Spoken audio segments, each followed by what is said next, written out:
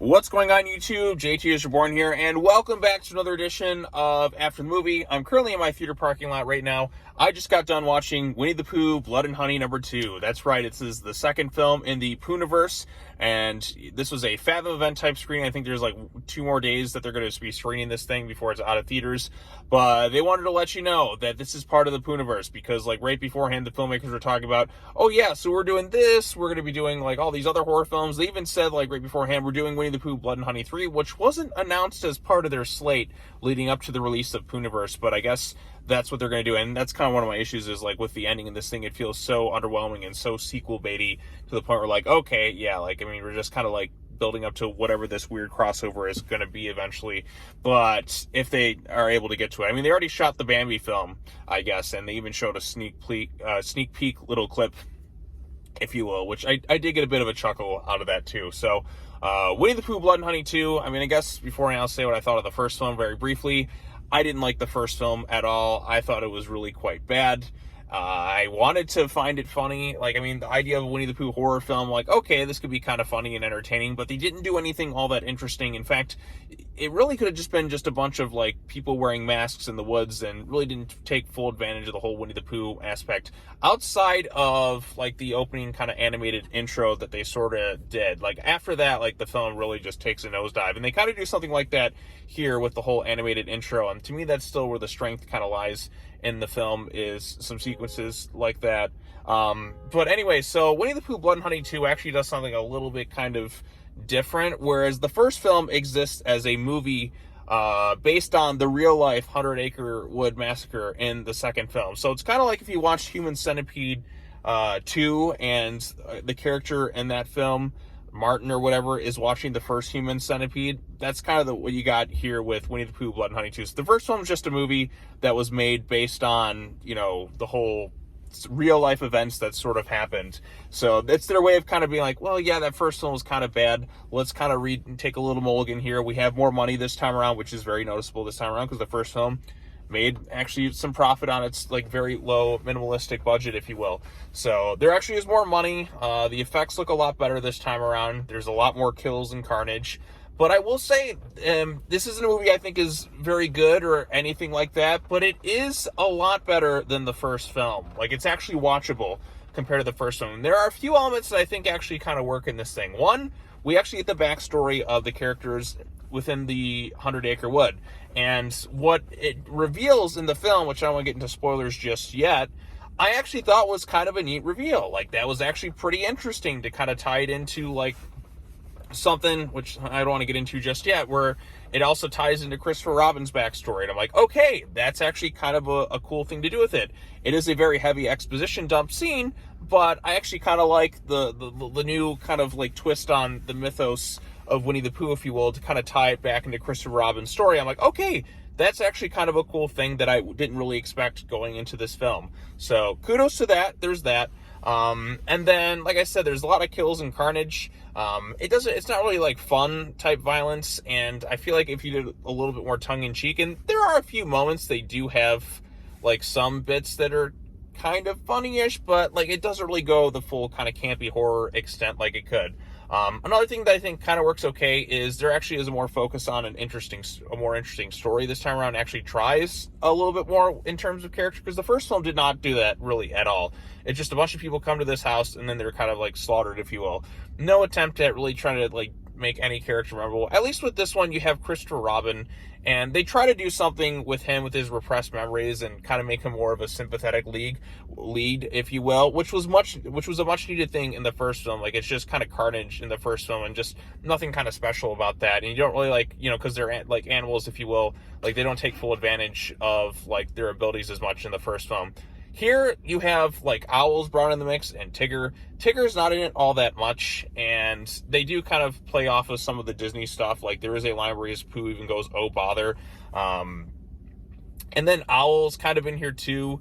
Owl's probably the most threatening of the group, if I'm being honest, because he can kind of fly and he can even spit acid out his mouth, which is kind of a crazy sort of reveal, and he kind of talks about all this stuff going on. There is another animated type sequence like there was in the last film, and to me that's where the strength of the movie like lies best, is in those sequences, and kind of the backstory for the characters of the 100 Acre Wood, if you will. But, I mean, unfortunately, there's still a lot of things that don't really work about this movie. For instance, like, outside of Christopher Robin, there really isn't much emphasis on making any of the other characters stand out in any sort of capacity, if you will. They're just kind of victims, and it definitely feels like there's been scenes that were cut from this movie, and you can kind of tell. I mean, even beforehand, they kind of mentioned, oh, we had to shorten things down, if you will, for whatever reason. And it definitely shows, because like I said, the characters just kind of pop up, like just say, hey, this is me, and then they end up getting killed off like in the next scene. No real build up to them, like to the point where like, okay, who's this guy again? Oh yeah, you were in maybe briefly a scene beforehand, but there's really no lead up to it. There's even one character who's like trying to take a shower and he's got his headphones on when he's showering. I'm like, why would you do that? Like, there's just kind of dumb things. And then the opening scene, like where there's these characters who kind of get killed off, and then these other people want revenge, and they're going to try and hunt them at nighttime with their guns, but they don't have any flashlights or anything like that. I'm like, are you stupid? And my goodness, it's starting to rain out here right now. But yeah, like, why would you hunt something at night in the pitch black of night and not bring any sort of flashlights whatsoever? So there's a lot of stupidity in that regards.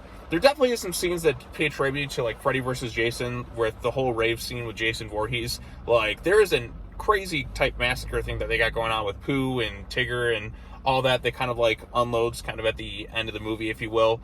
But like I said, it kind of stops about right there. Like I said, this is kind of just an all right, okay slasher film. It's not genuinely awful, which I think is a major improvement over the first film, which was genuinely like quite terrible.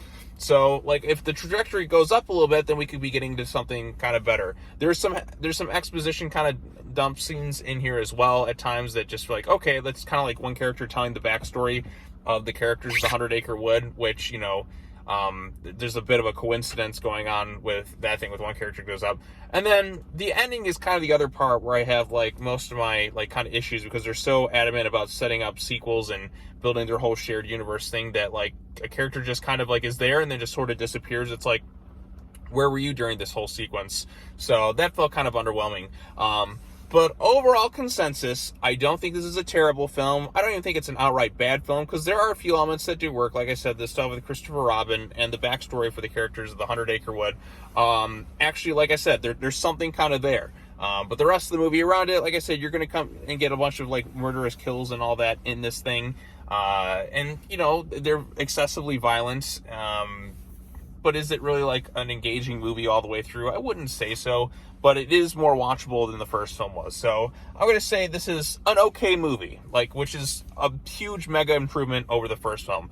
Now, I do want to kind of get into spoilers at this point, so if you don't want to know anything, you can kind of cut off the video, or if you do not care whatsoever, you can watch kind of the rest of this thing, because I was trying to be vague for the first portion of it. But this is the full spoilers in 3, 2, 1, about the 8-10 minute mark.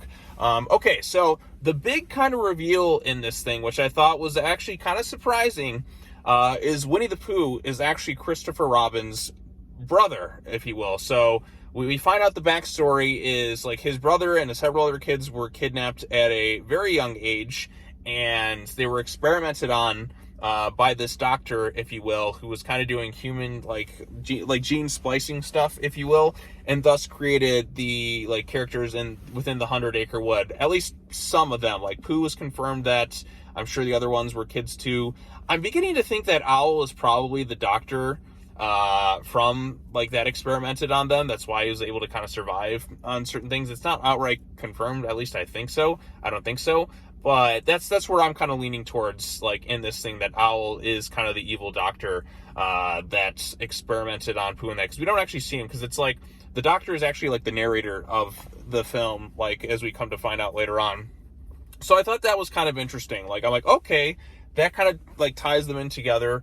Like Christopher Robin's parents ended up getting killed, so there is actually a bit of a tragic element to it, all that, which kind of creates sort of a sympathetic backstory, if you will. Like, Pooh was this Chris's brother who got abducted and then experimented on, and then, like I said, was turned into this monster, if you will. So, but there's still like kind of fragments of him like remembering his past, if you will. So you could potentially like change that like to something more different, potentially. I don't know if they'll ever do a redemption type arc for Winnie the Pooh in these films, but maybe that could be the case as they kind of go along. But I don't know if they'll actually have the guts to do something like that. So that's one element. And then one of my other big issues too is the ending to this thing. It's so underwhelming, and it falls like really flat on its face because they're so adamant about setting up this like shared universe thing. Christopher Robin, like, he ends up like hitting Pooh in the head with an axe. There was another girl who was kind of like, not really, but sort of kind of like his girlfriend, whatever, if you will, in the film. She's being chased by Owl, who's flying around the sky.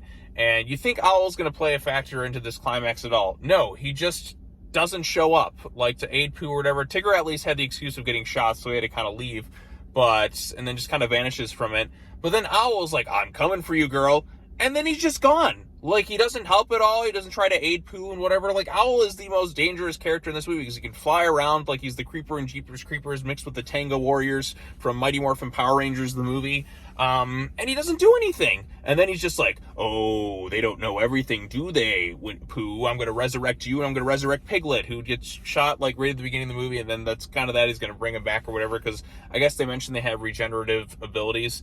So I don't know how it's going to cross over with the other characters within this universe, but I guess Bambi's next, and I have no idea what they're going to do with this whole thing. Are they all in the 100-acre wood? Who even knows? But yeah, so it's like, we're coming for you, Christopher Robin, and that's the end of the thing. I'm like, that was kind of lame. Like what an underwhelming, like, conclusion to this film. Now, there is a lot of carnage in there, but is it really, like, fun, exciting carnage? I don't know, because, like, everyone else in the movie, you just don't really care about, like, whatsoever. But they actually do try to put some character and effort into, like, Christopher Robin and his stuff, at least around his family.